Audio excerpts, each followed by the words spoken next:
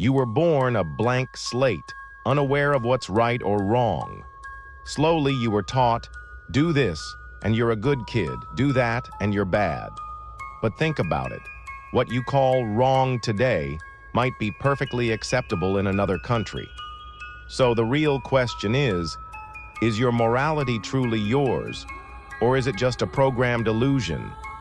Morality is a system that tells us what's right and wrong, but it's not the same everywhere. Every society, culture, and religion has its own moral code. What's considered a joke in one place might be a sin in another. Morality isn't something we're born with, it's something we're taught. From the time we're kids, we're conditioned.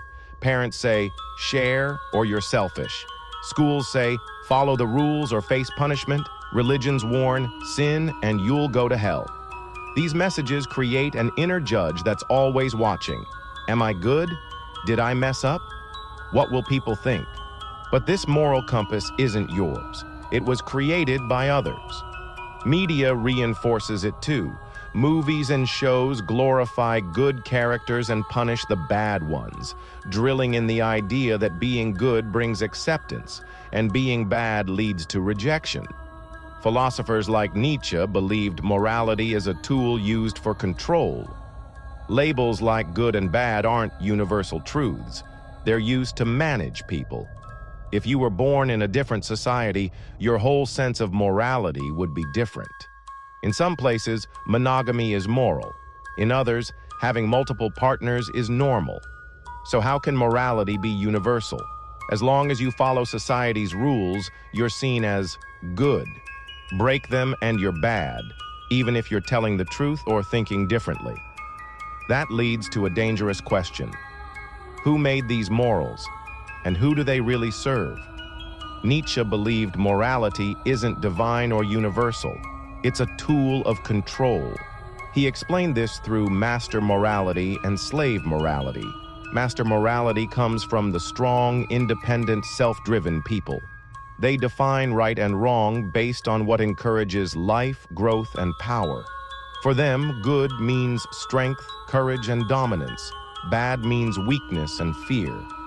This is the morality of kings, warriors, and creators, the ones bold enough to shape the world.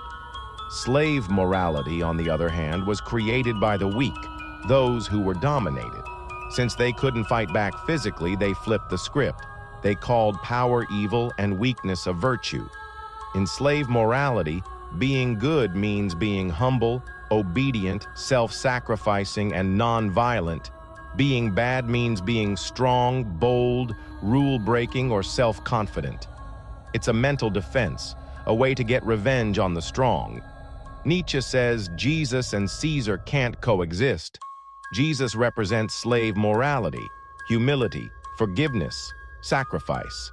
Caesar represents master morality, power, control, ambition. One sees weakness as virtue, the other sees strength as virtue. They are total opposites. Nietzsche criticizes Christianity, saying its morality suppresses human instincts. A system that calls ambition a sin and kills natural drives isn't morality, it's slavery.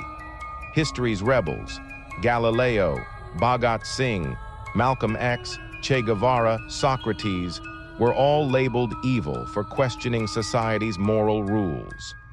But they stayed true to themselves. To Nietzsche, real morality is self-created.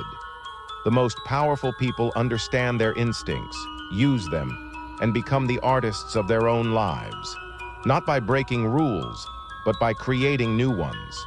Good and bad depend on perspective. Moral values shift based on society, time, and situation. A soldier who kills in war is a hero. Someone who does the same in public is a murderer. The act is the same. The label changes depending on context. Morality is flexible and often serves the system.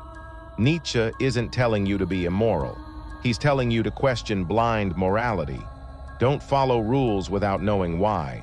If you obey without thinking, you're not human. You're a puppet. Real freedom starts when you treat morality as a tool, not the truth. The world wants you to be good, so you'll stay obedient. But just because everyone agrees something's right doesn't make it true. Why are you so afraid of making mistakes? Why do you punish yourself for breaking rules?